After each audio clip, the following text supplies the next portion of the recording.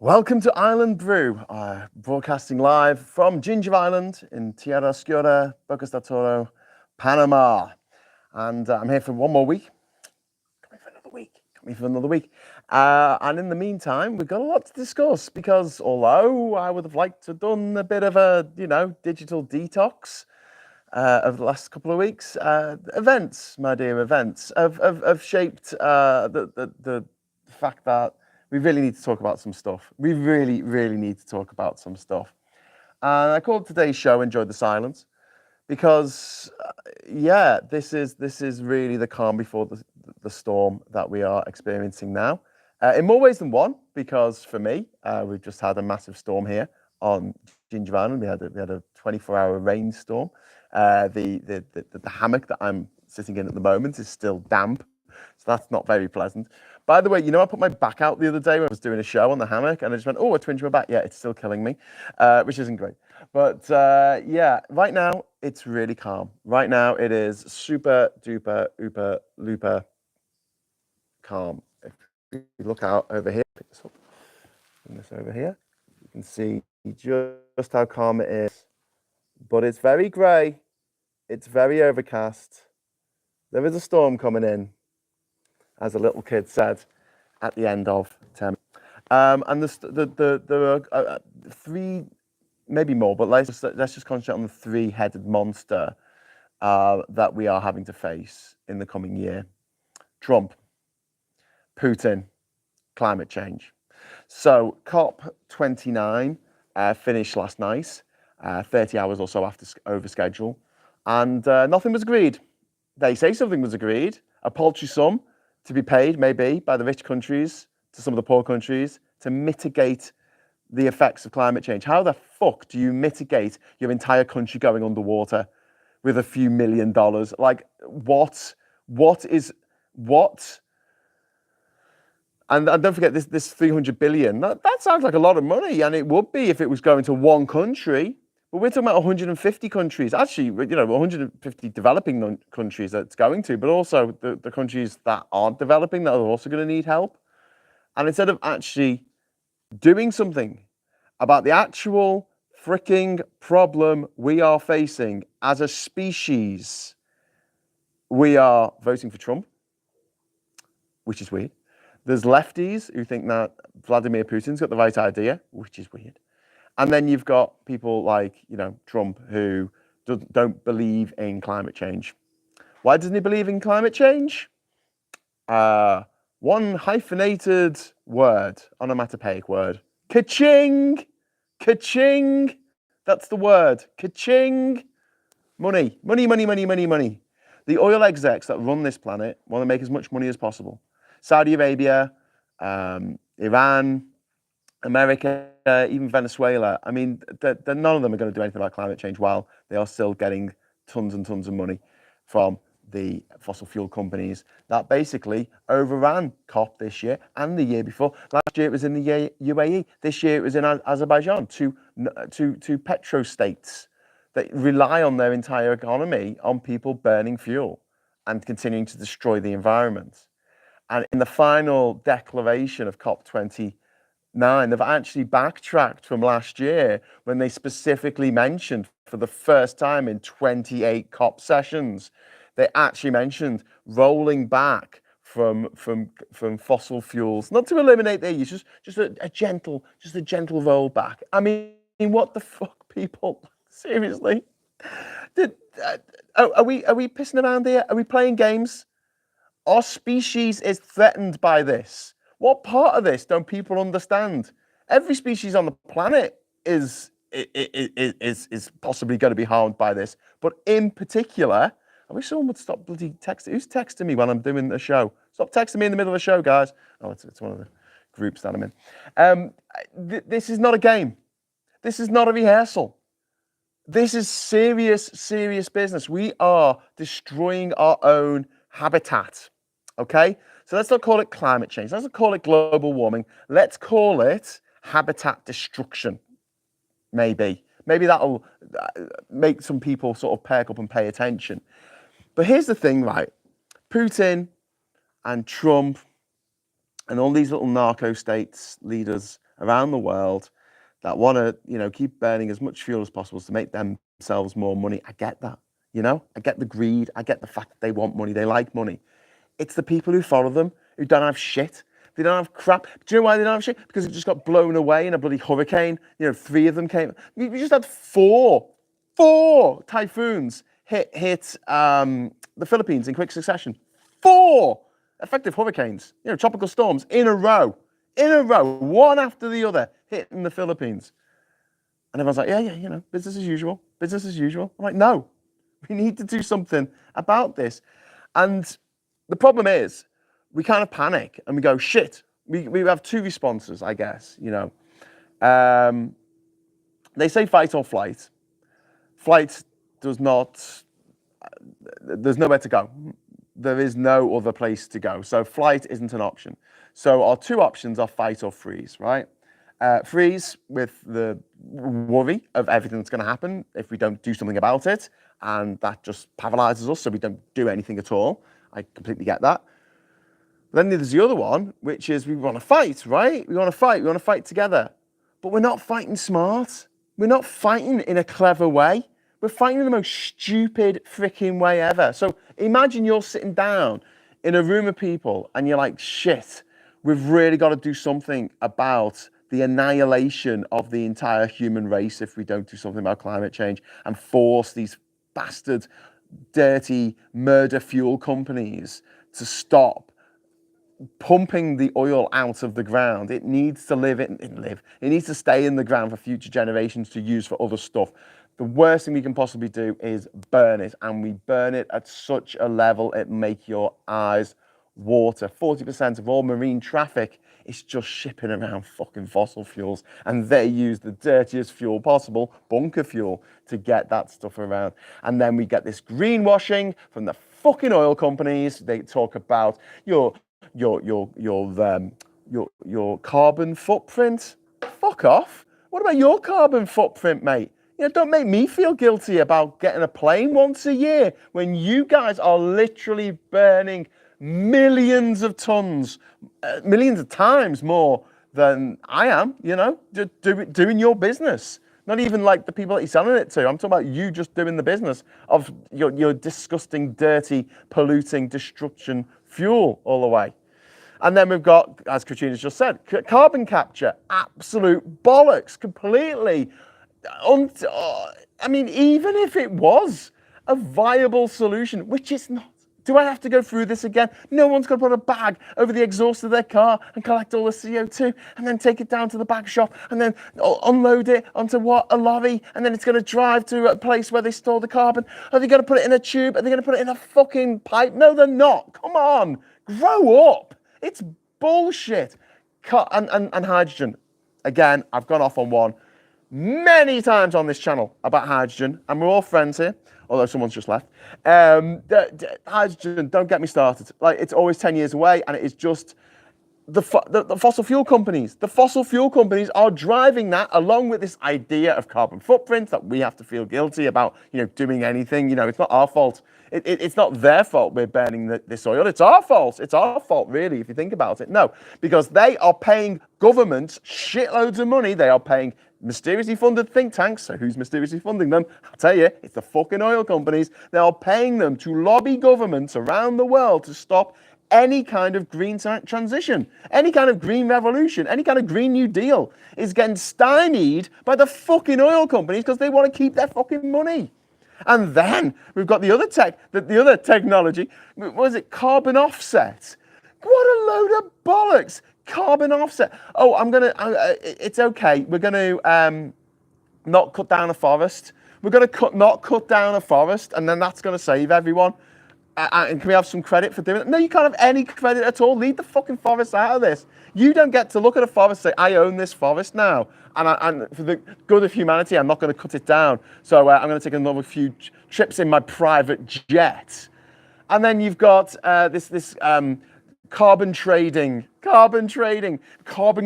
between countries so they can trade. Fuck that. We don't need any of this. What we need is energy self-sufficiency. That is it. We have got solar. We have got we've got wind turbines. We've got power to pump water up a hill and then let it come back down again in the nighttime. If we've got no energy, we've got power to make, we can make batteries as well on top of that. But, you know, hydroelectric is probably the most efficient way of doing it because the chemicals required to make the batteries. But having said that, people flipping out about the lithium in car batteries. And I'm like, it's in your phone, dickhead. Everyone who's watching this on their phone or on their laptop or on any, you know, battery operated device, it's got lithium in it. It's got lithium in it. Like it's an abundant mineral that is found in many places around the world. It's not like there's one place that has the absolute, you know, the whole monopoly on lithium. You can get lithium from Australia. You can get it from Botswana. You can get it from Bolivia. You can get it from the USA. You can get it from the tin mines in fucking Cornwall. My God, like seriously. It's such bullshit. And we're all sitting here and we know it's bullshit. We absolutely know it's bullshit. And yet what do? We go, right, we're going to have to fight this. Okay, how are we going to fight it? Are we going to take on the oil companies at their own game and lobby MPs, you know, using mysteriously funded think tanks of our own and you know, pay people to go online and talk about the environment and pay them to do that? No, it's all got to be volunteers. It's very important that they're all volunteers, no one gets paid, and we don't lobby anyone because that would be immoral. Okay, so what are we going to do? We're going to throw some fucking glitter at a fucking tennis match. I'm sorry, forgive me for being cynical, but this is a bit like someone coming up, the house is on fire and going, I've got some glitter in a cup. Do you want me to throw it on the fucking fire? No, I don't, just stop oil. Don't want you to do that, all right? Be smart about how you fight this. Because your fight isn't with those celebrities. It isn't with your dickheads playing fucking snooker. It isn't with you and me, okay? You're stopping that poor bastard who's on the bus who's going to lose their universal credit for the month if they don't get to their appointment on time. And they're blocked from getting there because Just Stop Oil have blocked the fucking road. Not the greatest way of going about it.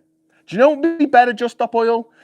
There's a lot of rich people in Just Stop Oil. There's a lot of Nepo babies. It is quite a conservative organisation, but, you know, conservative with a small c, kind of, you know, rich people who want to do something. They just don't know what to do because there's no leadership. There's no one telling them, here, humans, here's what to do. And what do humans do when no one's telling them what to do? They run around and cluck and make noises and throw fucking glitter in the air like a bunch of wankers because no one's telling them what to do. No one is grasping the nettle. And the people that, you know, seem to want to do something about it, and don't get me wrong, I think the heart is in the right place, they're being absolutely wasted. All the people who could be doing something about this are being absolutely wasted. I'm having these pathetic wastes of time every year, the COP summits, where people turn up and it's just full of oil company execs, and they don't agree anything. They just keep on trundling on, burning as much fuel as possible, burning as much carbon as possible because it's good for the bottom line. That's the way we are at the moment, and it's pissing me the fuck off. So thank you very much to Dark 4x4, because I have actually demonetized myself by swearing so much in that little diatribe. Don't you dare thank me for this. Just save the island. Though if you'd like to do me a solid, play Tiny Whiny by Byron Lee and the Dragonaires. Okay, I will give that a go, Dark 4x4, and I won't say thank you. I'll just say, awesome. So why don't you tell us how you really feel, Graham? Well, this is how I really feel, W. James. I am sick to death of so many people who have the power to do something. And it's very frustrating for you, probably, and certainly frustrating for me, when we aren't millionaires, we aren't billionaires, we don't have the power to make effective change ourselves, right? Mobilize, great, fantastic. Bring all 58 people who are watching this video together and we will, you know, kick some fucking ass. But it's probably not going to be enough because we don't have the money. A march costs money. You have to pay for the stage and the PA, and you have to tell the police where you're going, and you've got to pay for security and safety. Although people will volunteer to do that, it ends up costing a bit of money, right, to put these things on. And then you've got these other issues that, like, we would like to do something about. I mean, even writing to our MP and things like that is important to raise awareness at the MP. But you know what would be better? Do you know what would be way better? If someone's full-time job, right, and they were being paid by somebody to do this, because the other side do this, right, full-time job to hassle an MP. That's what they do every fucking day. They go, oh, do you want to go for lunch? Do you want to go for lunch? Do you want to go have a chat? Do you want to have a chat? Oh, hello, I just want to circle back. Just want to touch base, circle back, circle around your back and touch your base. That's what I want to do every fucking day because they're paid to do it. That's what the lobbyists are on the other side. That's what they're doing for the fucking oil companies. We're not. We write a letter. We write one letter. And, you know, maybe that'll raise awareness. Great. But that's all we can do. That's all we can do. Where are the rich fuckers who actually want their grandchildren to live in a habitable planet, of a habitable zone of the solar system, without having a runaway chain reaction of carbon dioxide flooding the atmosphere and causing the greenhouse effect to just keeping on until we get hotter and hotter and hotter, and we end up like motherfucking Venus, where they have, you know, how many probes have landed on Venus? What, 3 or something? Because every time we try and send a probe, it just fucking dissolves in the sulfuric fucking acid clouds. Yeah, great. It lands on the ground, you know, sends 5 minutes of data before it completely collapses because of the toxic environment in which nothing can live. Not even talking like the moon of Europa, which at least could potentially have life because it's got hot stuff in the middle, created by the friction of it going around Jupiter. But also, you know, it's got water. It's got liquid water. Liquid water, hot stuff equals life now and again. We don't know. We'll find out. Although we were told not to land there by Arthur C. Clarke. I'm not thinking I'm doing what YouTube has said to do, celebrating. Cops are a waste of time. All the island nations walked out. Don't blame them. Yeah, it's absolutely disgraceful. The way that the island nations are being treated. I got to meet the Tuvalu and the Fijian delegates who were going to the COP conference in 2012, and it was really eye-opening before they left.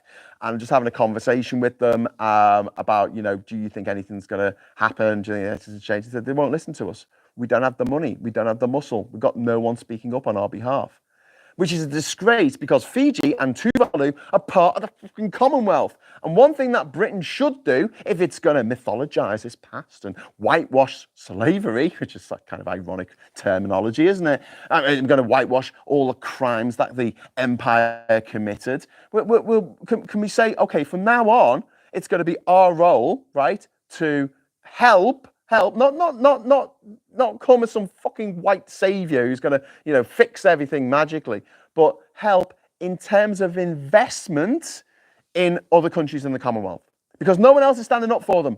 No one else is standing up for Tuvalu. No one. Australia isn't. New Zealand, maybe, but New Zealand's tiny, and New Zealand's 93% renewable energy. I mean, New Zealand's doing it. New Zealand is doing it, guys. Okay, it's blessed with geothermic energy. That's, you know, beside the point. They have offered asylum to every single man, woman, and child from Tuvalu when it goes underwater, which it will, because it's I don't know if you can hear the howler monkeys in the distance. Very distracting. Shut up, guys. I'm trying to do a show. Monkeys miles away. They have the New Zealand government has offered climate asylum to the entire population of the country of Tuvalu, a country that, if we continue the way we are going, and my island is just one small example. I mean, there are 9 islands that make up Tuvalu, even though Tuvalu roughly translates as group of 8. Someone couldn't count. Yeah, they are, you know, it's an entire nation. The highest elevation is like 1 meter above sea level. And so probably the entire country is going to be the first country in history to be genuinely not wiped off the map, okay? Because maps change over time. You can look at a map and you can work out what year that map was drawn because of the names of the countries and the borders and the boundaries and the names of the capitals and all that. With Tuvalu, it will be the first country wiped from the face of the earth. And not just Tuvalu, Kiribati as well. There's islands in the Marshall Islands that are going to go under. They're not going to be there anymore.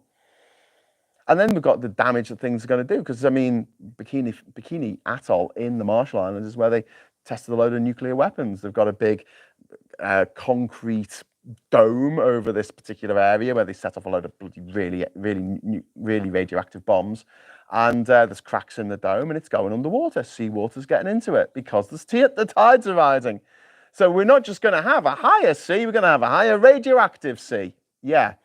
Radioactivity, not great.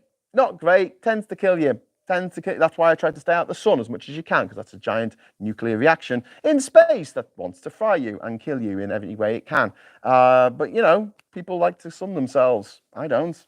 Get out the sun. Jesus, I just burn. Anyway, so yeah, we've got all these issues and we are not working effectively enough. And I feel like it's one of these where I feel like I'm in the pub and I'm just saying, oh, if only they listen to me. What they want to do is, but this isn't what they want to do. This is what we want to do. This is what we need to do, is get... I'm thinking now, like, even writing to MPs, fuck that. We need to write to the rich. We need to write to these rich motherfuckers. You see them on the TV all the time, and they're very sanctimonious, and they pretend to care about the environment and stuff like that. Money where your mouth is, mate. Put your money where your mouth is. Let's get some funding here for kind of stuff that the oil companies are doing. Let's copy them. Let's fight fire with fire. So instead of having people lobbying every day, from the oil companies to people in Labour, which Labour, by and large, are going to ignore them, by and large, but, make it so that nearly every conversation they have about the environment stresses how important it is that we transition to net zero as soon as humanly possible, how much bullshit carbon capture is, or hydrogen, or carbon credits, or carbon footprints, or any of this other bullshit invented by the marketing department of a fucking oil company. I can't stress that enough. If someone says hydrogen to me now, I come to rage. I can't help it. Like, I try and be zen. I try so hard to be zen. But fuck hydrogen, man. Just what? Stop it. Stop talking about it. It's bullshit. It will always be bullshit because it breaks the laws of thermodynamics. You are better off, if you're going to generate electricity to make hydrogen out of water, you are best just taking the electricity and putting it at the speed of light into the thing that needs the electricity. No middleman. Yes, well, there might be some uses in industry game. Fuck that. Even that. Fuck it. We're getting rid of our blast furnaces and replacing them with electric arc furnaces, which means that we can't make virgin steel anymore. So what?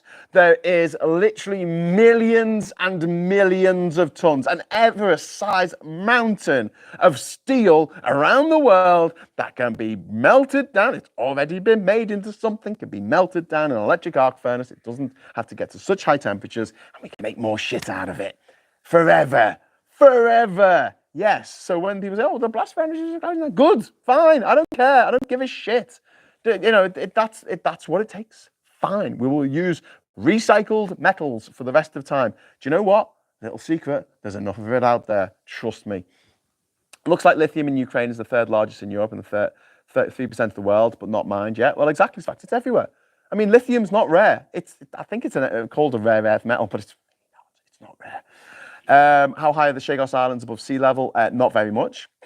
Not very much. They're atolls. So the way an atoll forms, and this is brilliant because this is something that Sir Charles Darwin came up with. Right? He postulated without. I mean, one of the great things about Darwin is his theory of evolution and his theories about other things. Right? He didn't have the scientific instruments to test his theories in the same way that we do now. He couldn't drill down into the DNA of any given living thing and discover that all DNA is connected, like you share DNA with an eggplant or an aubergine. That he couldn't see that, but it's just that. But yeah, it was. I think it was on his voyage on the Beagle when he was going across the Pacific Ocean, and he observed atolls, and he thought, "Oh, what that is an underwater volcano has risen up." And it's left the circular ridge of the top of the volcano just poking above the surface of the water. And that's what the atoll is. And inside is an extinct volcano. The lagoon in the middle is an extinct volcano caldera. And he was right. That's exactly what atolls are. But they're only about 1 meter above sea level. So anywhere there's an atoll, you're kind of in trouble because they're so low when it comes to sea level. Round here in Bocas, I mean, we don't have any, hills to climb as such. But the big islands, you can get quite high above sea level. But here on Ginger Island, which is a mangrove island, it's flat. It is so flat. It's like a pancake.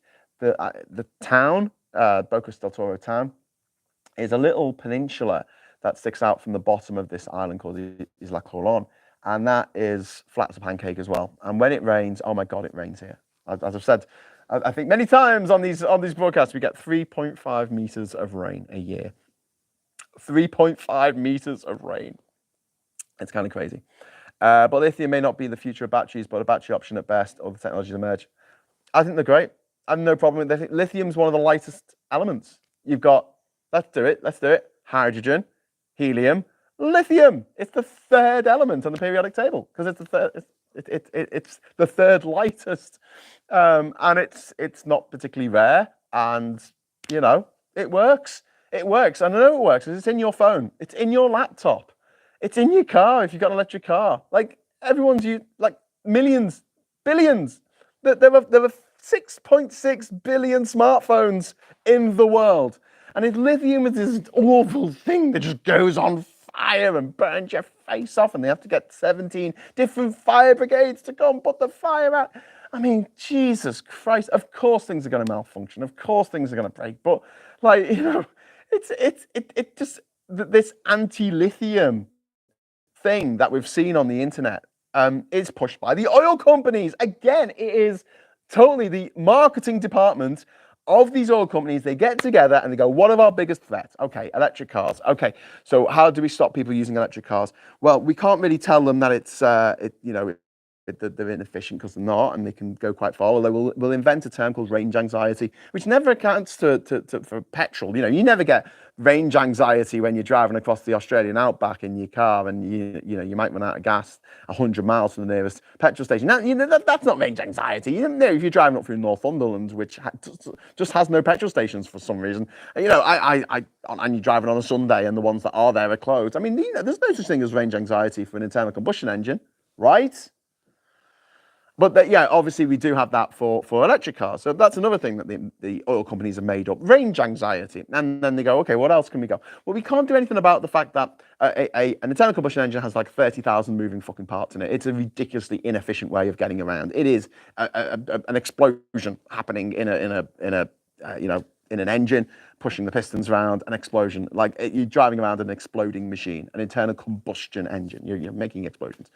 And yeah, there's so many things to go wrong in a petrol car because you've got spark plugs, you've got a battery, which is a lead battery, and lead's worse than lithium. I'm going to tell you that now. Lead is worse than lithium. Lead is very, very heavy and very, very, very, very toxic. It's also got sulfuric acid in those batteries as well, which isn't great for the environment. Sulfuric acid, it's not great for your skin either. I wouldn't recommend rubbing it on.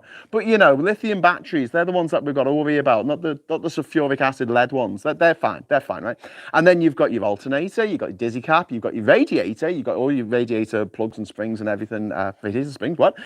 You've got your radiator hoses. Then you've got your fuel injection system. I mean, it used to be a carburetor.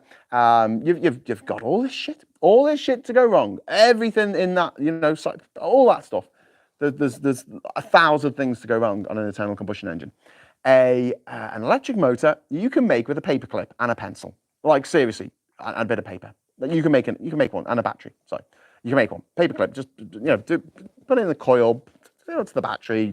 Put the thing inside it. It'll spin round. It's amazing. It's magnetism. It's electromagnetism. It's amazing. But it just means that on a car, like, there's not that much to fix. No wonder these car companies don't want to sell electric cars. I mean, they have to be forced to sell electric cars in most cases because they don't want to. They do not want to sell electric cars. Let me tell you that now. Why? Well, for the same reason that Mr. Ford, Henry Ford, who was a Nazi, used to, he went around looking at all the things that would wear out on his Model T cars or whatever cars he was making. And he would make sure that they, weren't replaced with something better that would last a bit longer. He made sure that all these moving parts, they would have a shelf life. They would have a shelf life of 3 years or 5 years or 10 years or something, so that people had to buy spare parts. And then you've got the thing of like, oh, it's a genuine spare part. You've got to have a genuine spare part. Or what does it do? It invalidates your warranty. So you can't get your cheap spare part. You have to get the really, really expensive one from the Mazda dealership or whoever it is. Or you invalidate your warranty on the car. Great system. So we have these really insanely complex machines that essentially break down all the time. Loads of things go wrong with them. They have about a 10-year shelf life. And that's another thing with electric cars. Oh, but the batteries, they don't work after 10 years. I'm like, yeah, bloody cars don't work after 10 years. That's why we invented MOTs. So you go in and go, does everything still work in this car? Do the freaking brakes still work?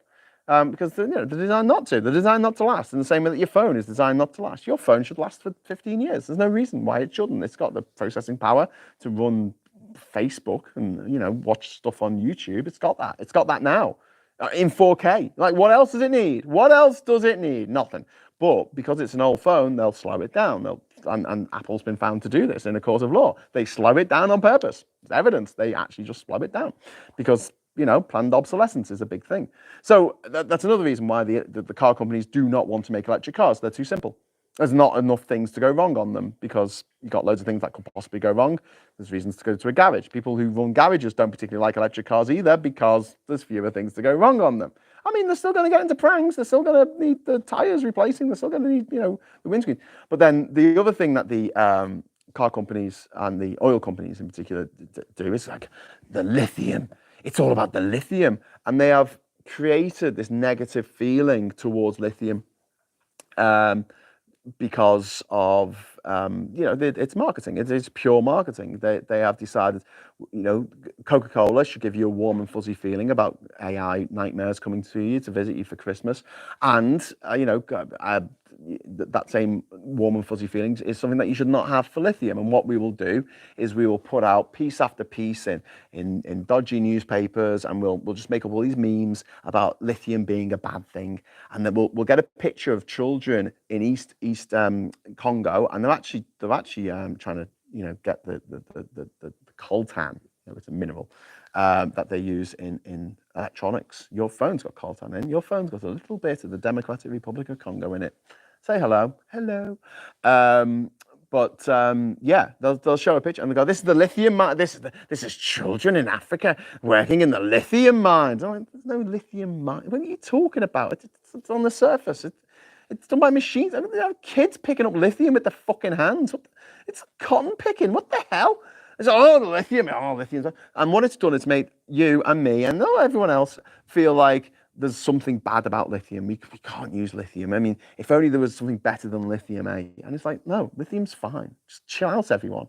Stop going on about chasing this dream. Like, if anyone had hydrogen, then the world will be saved. It won't. It absolutely won't, because it breaks the fucking laws of fucking thermodynamics, and it proper does my head in. We do not need hydrogen to run a bus. We can do it with batteries. We can do it with electric. We can do it. We can do it with a line, an electric line overhead, an overhead cable, right?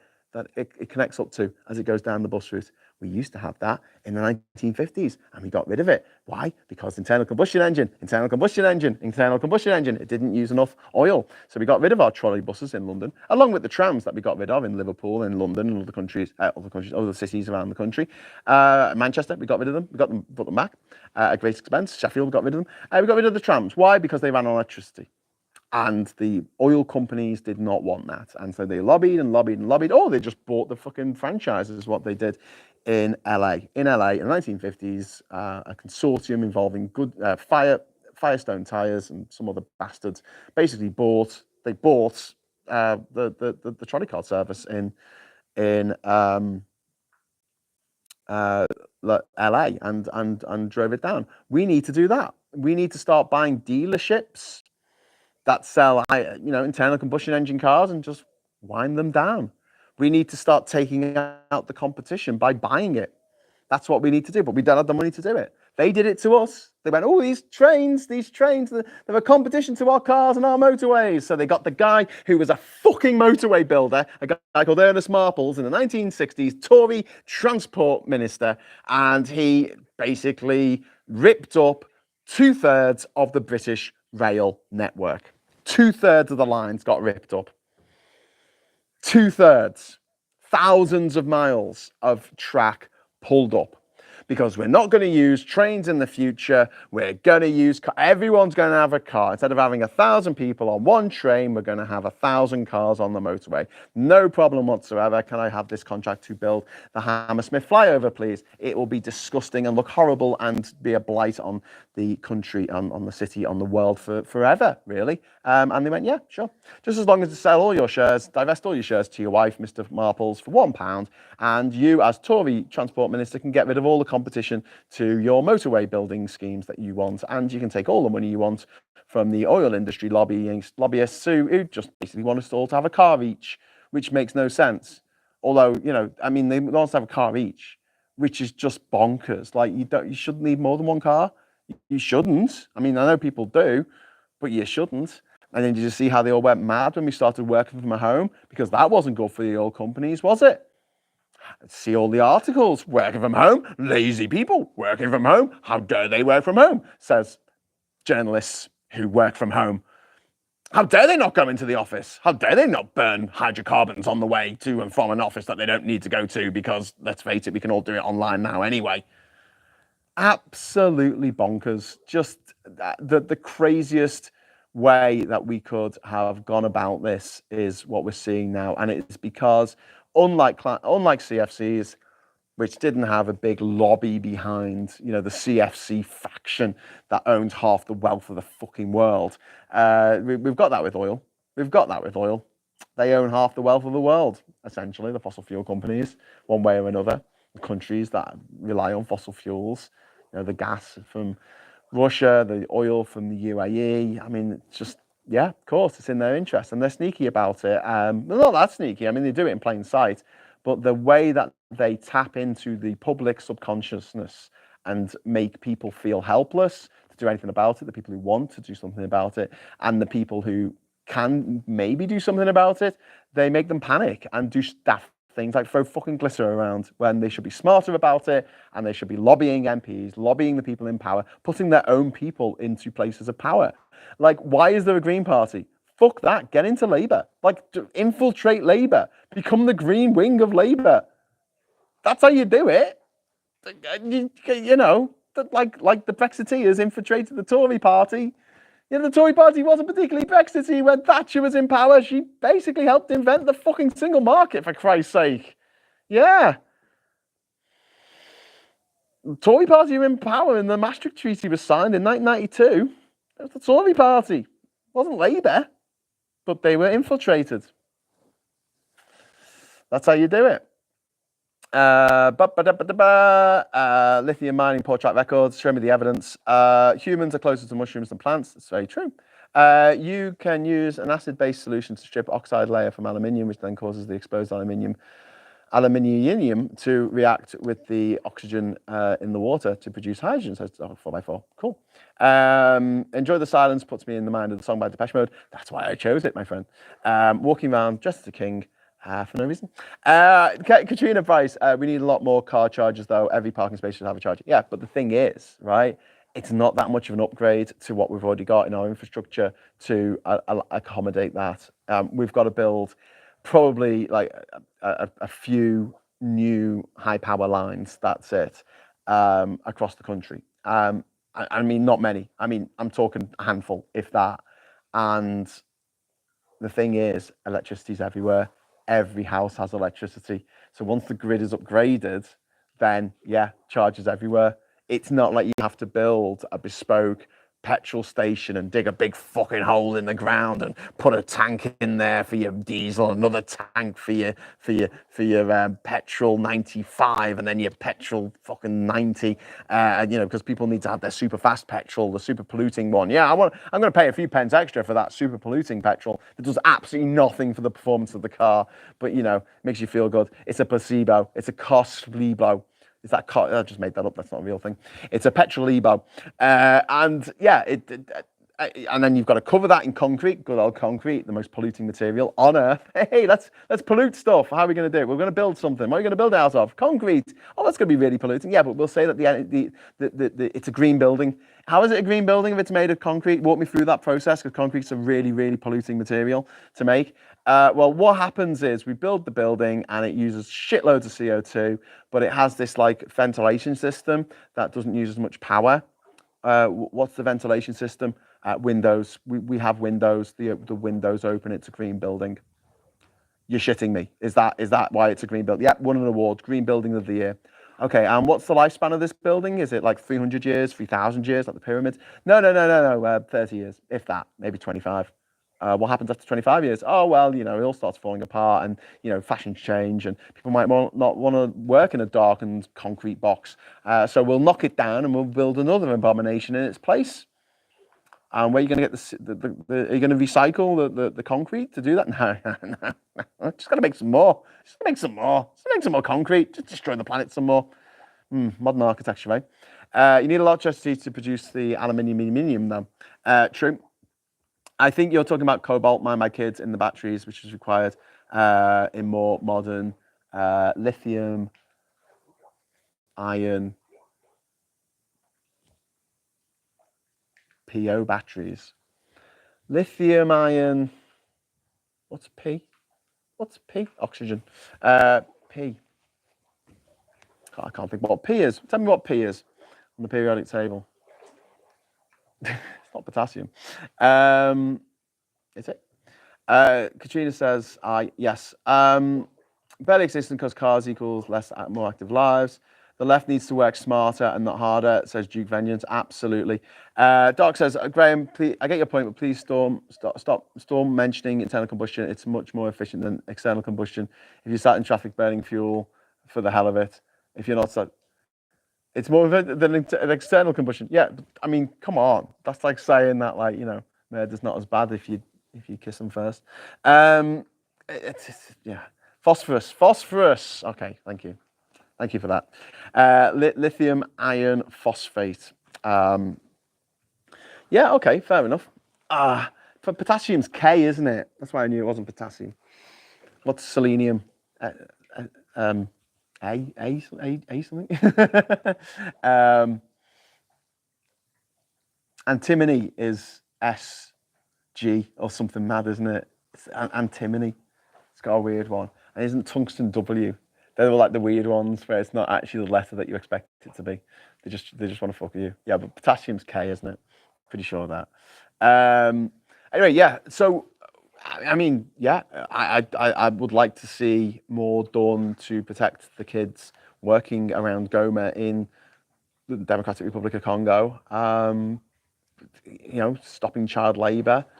That's something that, I mean, that's the old Belgian Congo. So you kind of think, oh, well, it's up to them to maybe help in a way and, give assistance so that they don't have to rely on child labour anymore. But there's no incentive to be good. There's no incentive for these countries that are developing, that are trying to get on their feet. There's no incentive for them to be good at all because it gets them nowhere. It gets them nowhere in this world. And all the other countries are like tearing ahead and breaking all the rules that they want to set for other countries. But climate change is a really good example. I mean, this is stuff that we should be doing and we're trying to force it on developing countries. And we shouldn't do that. We should be concentrating on what we can do and developing the infrastructure ourselves to prove instead of basically ordering developing nations to stop burning so much CO2. How about we show those nations how to do it, how to go about transforming their infrastructure for a more green revolution, for a more green way of doing things, and heading towards net zero. And then we go, look, we did this and it costs us less to run everything now because it's all run efficiently, a lot more efficiently than it ever was when everything was run on oil. And yeah, great, we can help you do the same thing. Here's how it works. I think that would work a lot better than us, giving them a list of orders to do, especially, do people in charge of these countries not have any kind of post-colonial guilt about what we did? Not sure whether all of HS2, what was that? Was ditched or some lines will still go ahead. No, the line from London to Birmingham's still going ahead, and I believe that the mayors of Birmingham and Manchester, Liverpool, they're teaming up to try and salvage something from what was going to happen going north of Birmingham. But don't forget the Tories, in their infinite wisdom, they decided that they were going to destroy everything. They decided that once they weren't going to do the full HS2, well, even the bit going north of Birmingham, they started selling off the land immediately, which was disgraceful because that land could still be used for something, a big infrastructure project. I've said this before on this channel, my feelings on HS2. I don't think it should have been HS2. I think it should just been this was the central main line or something like that. We're building a new main line to allow trains that are just passenger trains to be on them, and intercity passenger trains, so they can all drive at 125 miles an hour, and we will make this system so efficient. And look, that's as fast as you need to go. The country's not that big, like 125 miles an hour. I know you have to stop at stations and stuff, but you can get from one end of the country to another in like 3-4 hours going at that speed. It's not that big a country. We're not China, not the USA. We're not Russia. We don't need a big train line. We just need one we don't need a fast train line. We don't need a fast one. We just need something that can take the strain off the East Coast and West Coast, the West Coast main line, the West Coast main line. We need to take the strain off them by, having a line that is dedicated for passengers. That doesn't have to deal with intercity passengers, doesn't have to deal with regional trains, doesn't have to deal with freight trains, using the same lines. Imagine like we only had stretches of the A1M, sorry, the A1M. Probably there are stretches of that. No, the M1 and the M6, where it literally went down to one lane, during rush hour. That's the equivalent that we've got on the East Coast and West Coast main lines. There's so many pinch points along those routes, and it's so complex. I mean, this train is 5 minutes late, it knocks all the other trains out of sync. A train stops at a station and there's a problem and it has to stay at the station, it knocks all the other trains out of sync. And there's no redundancy. Well, there is some redundancy, obviously, as the trains still do run, albeit late. But they don't have, what an extra line, the central main line, which we used to have, ladies and gentlemen. It was built in the 1890s, and it ran from Manchester through the Waterhead tunnels to Sheffield, and then down to London. And it was originally envisaged to go all the way to the Channel Tunnel. The Channel Tunnel, peeps, in the 1890s. They were already thinking of having a rail tunnel under the Channel in the 1890s. And the thing about the Central Main Line, the original one that was destroyed by in the 1960s by Beeching, and he got the blame for it, but actually it was Ernest Marbles, who was the motorway builder, who was also the Tory Transport Minister. It was a graded track, which meant that it was not on the level. It was not on the level. it was on the make. It meant that there were no level crossings. Everything went over on viaducts or bridges or through tunnels, and in embankments, and it was set, either above or below ground, depending on where it needed to go. So it was effectively a high-speed line for the day. It was a high-speed line, and now we've built houses on it, and let all the infrastructure go to rack and ruin. That's one of my little bugbears, right? When the Tories took away our trains in the 1960s, which I'll never forgive them for, they left all the infrastructure. So you've got like this massive, beautiful viaduct going into Merthyr Tydfil in Wales, and it goes nowhere. It just ends because they got rid of the train track. But here's the thing. If a stone from that viaduct falls off and hits a small boy on the head, killing him instantly, that's going to be a bit of a problem. So to stop that from happening, we have to maintain the infrastructure that our foremothers built back in the day. We have to maintain that infrastructure, even though we're not using it anymore. Is that the maddest thing you ever heard? I hope it is, because there was a small stretch of a road in Liverpool by Costco, down on the Dock Road in Liverpool, and it's a small stretch of road, and they had to replace this small stretch of road. It wasn't even, probably about 50 meters of road. Not much, not much at all, right? Why did they have to replace it, Graham? Well, because it was a bridge. It was a hidden bridge. People driving over there would have driven over it for years and years, not knowing it was a bridge, but it was a bridge. It was a bridge that used to have the rail line, which used to go to the old Riverside terminal, which allowed you to literally step off the train, walk 50 meters, and get on your steam packet ship to the new world or wherever the fuck you were going. The train line used to run under the road. However, it was a metal bridge, and they'd filled up the inside with shit, with soil and rubbish, I guess. And the metal had not been painted, it had not been looked after. Like the Forth Bridge needs to be constantly painted and all that jazz. And it had just started to corrode and rust. And so they had to clear out all the crap from under this bridge that wasn't being used, and they had to replace it. We had to replace the bridge. Instead of just replacing a bit of road, they had to replace a bridge. They had to build a new bridge. And so that project, to just fix a little tiny bit of road, cost the Liverpool, fund for building roads, £10 million. £10 million to fix a little bit of road because some ancient infrastructure that wasn't even being used anymore was there, but it has to be maintained. This is the problem. We have to maintain over 1,000 miles of bridges and tunnels and shit all over the UK that isn't being used anymore, because if it falls down, that's a problem. And you're paying for that out your tax-paying money. And we're not even getting a railway line out of it. You go to Liverpool, you get off at Lime Street, you've got a big long walk to the docks, to go to the Albert Dock. You can't just turn up on the train anymore, unfortunately. I get that. I feel I've given myself out. A lot of people got nothing in return, especially from people directly around me.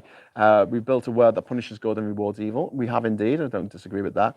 Tories and wisdom are two words I never expected in the same sentence. Well, yes. Yeah, the Birmingham-Manchester part is going to line, but not HS2 speeds. Yeah, good, fine. I want the line. I don't want the speed. I don't give a shit about the speeds. The speeds are actually a problem because it means you can't have curves and you can't have increments that you can get away with if you're going slower, basically. So go slower and have better way of doing it. If you're going from London to Birmingham or Manchester, it doesn't make much of a difference, but if you're going to Glasgow or Edinburgh, it does. Sorry, but saying HS2 for wealthy because train prices on level with bike lanes for wealthy because expensive due to monopoly selling them, says facts. Yeah, I want another train line for everyone, and I'd like for the old train lines to give me the option to take 10 hours to get to London, but it only costs 20p. That's what I want. I love a mixed metaphor. Yeah, there's nothing like a mixed metaphor. I once inquired, it was a 12-hour train journey plus 6 hours wait for connecting train, 180 quid, needless to say, I didn't go for it. Jesus Christ. Well, it's nearly 180 quid for me to go to London and return to London from Durham now on the trains. Yeah, so we talk about trains for the wealthy. One of the most interesting train lines, turn bike paths in, is the Vennbahn in Belgium as it cuts into Germany in a few places in case a few German enclaves. Germany doesn't want it back now. That's interesting. When it's Tories, it's spelled wisdom. Very good, Ernie Burns. Fast train should be cheaper because the train carriages and driver can do more trips per day. Yeah, I mean, the ideal situation, Katrina, is all trains on one line doing the same speed and doing the same route, because then you can have them coming every 3 minutes, like you do on the underground. Yeah, as long as they've got enough time to stop if there's a problem.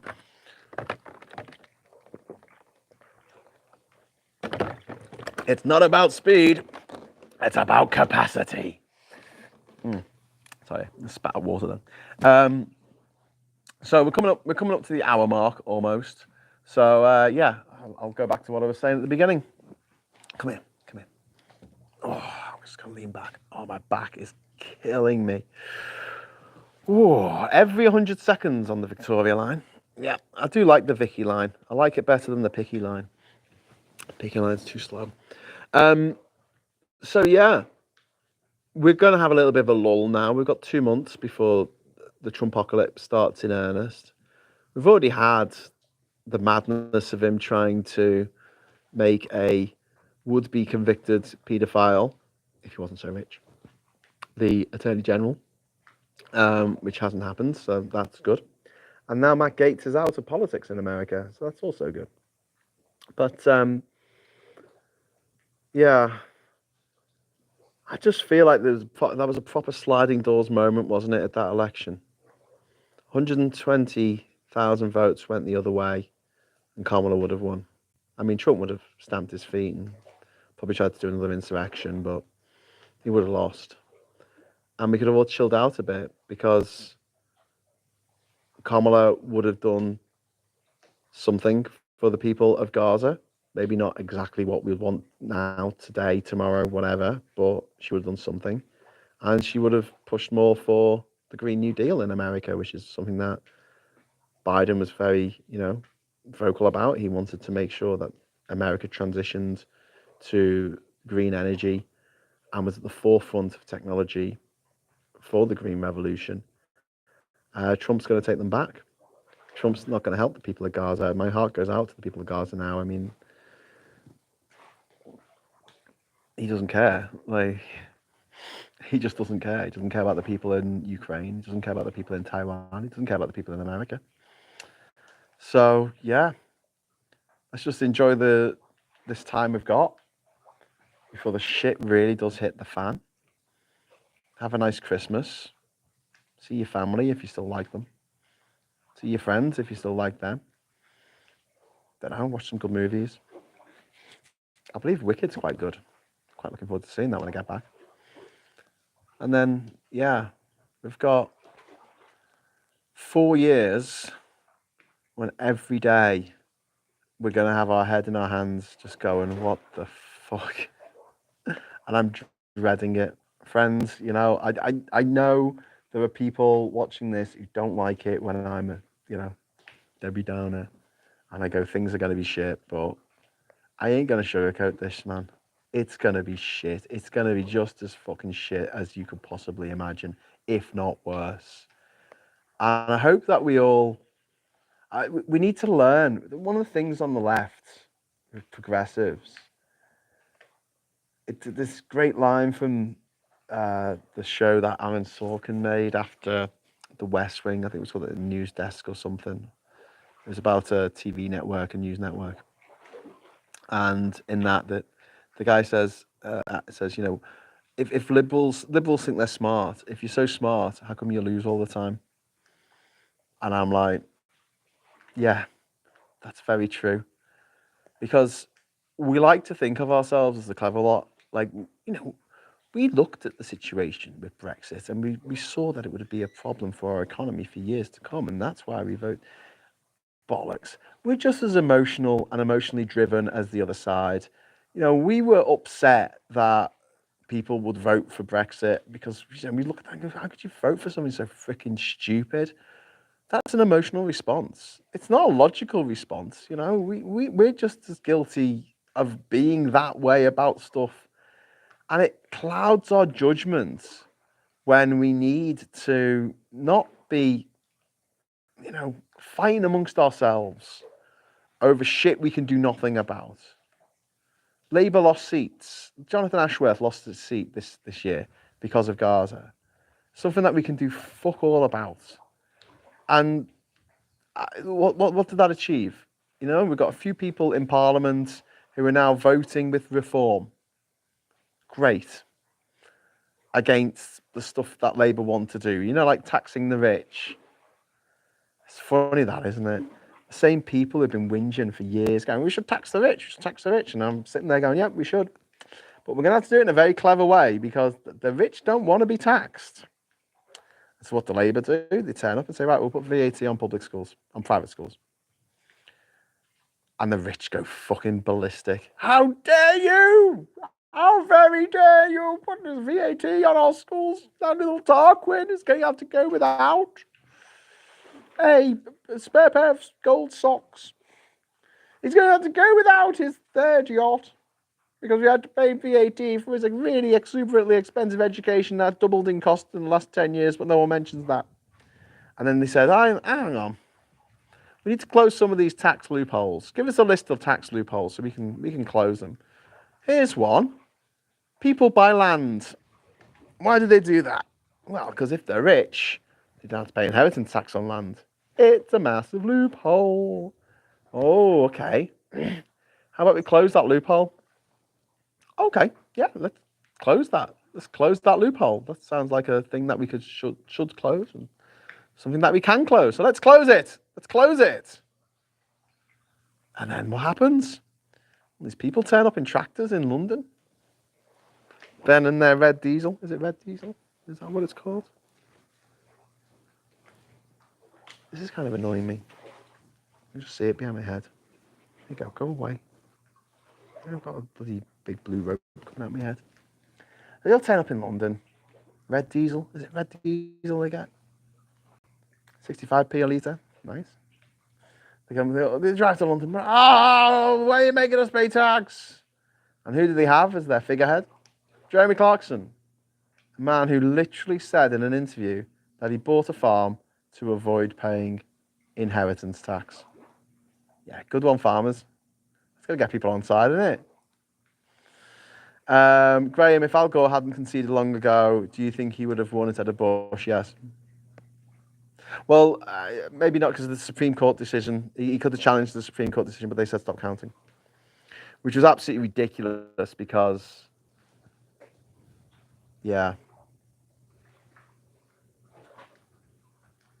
But yeah, he didn't want to create a constitutional crisis in America, whereas Trump wouldn't give a shit about that. But we don't know. I mean, maybe Al Gore might have been a crap president. Maybe 9/11 would have gone down differently. Maybe, you know, instead of getting Obama in 2008, we got someone Trumpy or even Trump as a response, you know, because they like to swim back and forth between the Democrats and the Republicans. The one thing that sort of knocked the wind out of my sails a lot, and I'll share this with you before I go, is the fact that I always used to say it's the young people that'll save us. You know, the young people, they've got their heads screwed on. In the last election, over 90% of young people voted for someone other than the Tories. Fantastic, you know, 90%. I think it was 99% in some places. 99% of young people voted for anyone but the Tories. They mostly voted for progressive parties. Great. And you look at the stats, you look at how many people voted for Trump, how many people voted for Brexit, and you break it down by cohort, it seems to be older people. Young people don't want that shit, do they? Young people don't want that stuff. There's a fuckload of young men in America who voted for Trump. Yeah. Anyway, Graham, can I just say I'm loving your Minecraft character phase. Please be happy. Please laugh.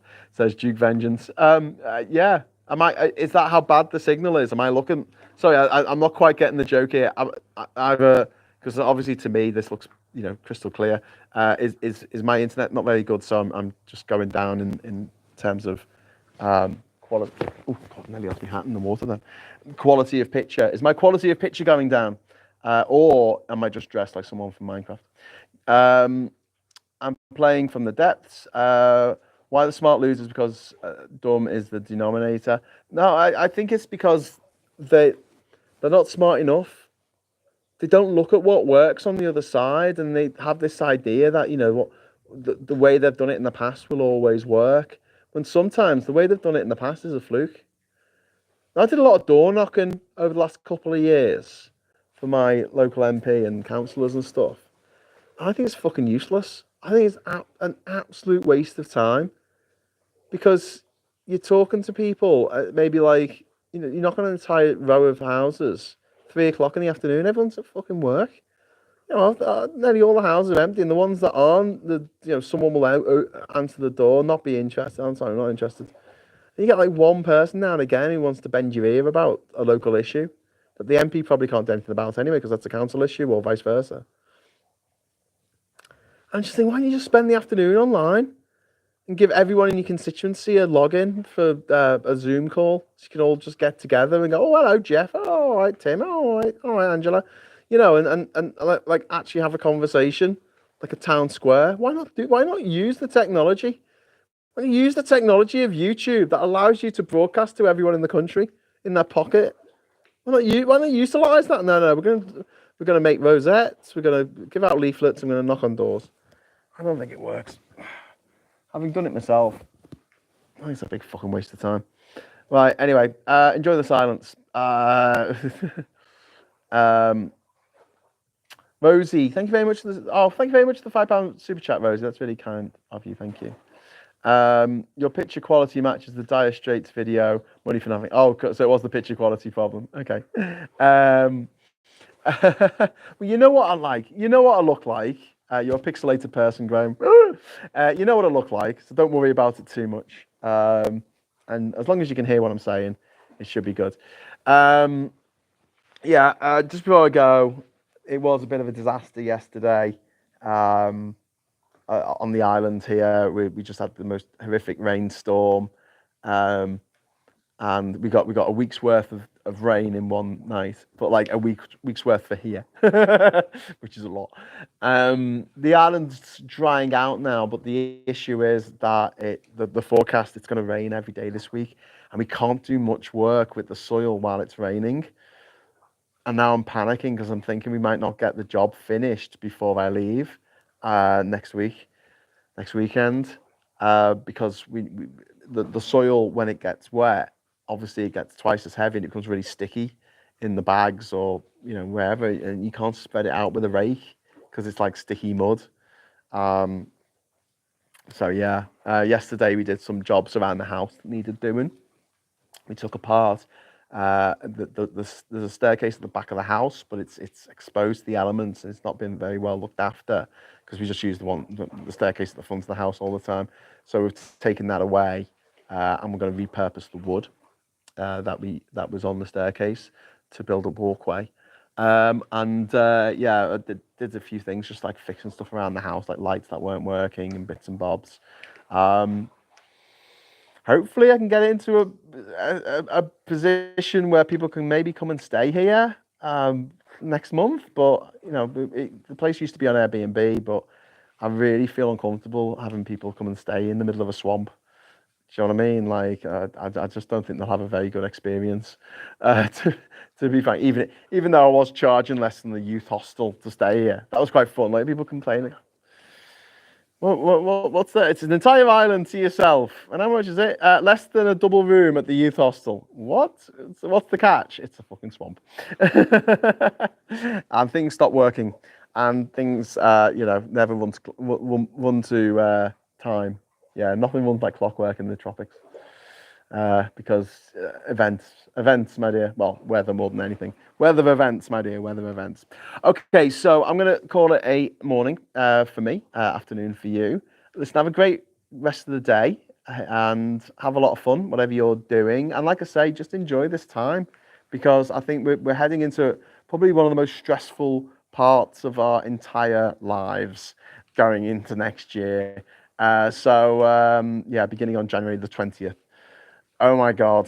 So let's just take a moment to say, okay, to take stock, to appreciate the nice things in life, trees, grass, the lapping water, and friends, good times, socializing, good film, a bloody good film, good music. And let's take a bit of time to take care of ourselves, because we've got to be energized for the fight ahead. And oh my God, it is going to be the fight of our lives. So thanks very much for watching. Take care, everyone. And until next time, I'll say hello. Well, I'll say thank you very much for all the chat and the super chats and stuff as well. And because I like on the way out. And until next time, I'll say hello, good evening, welcome, and goodbye.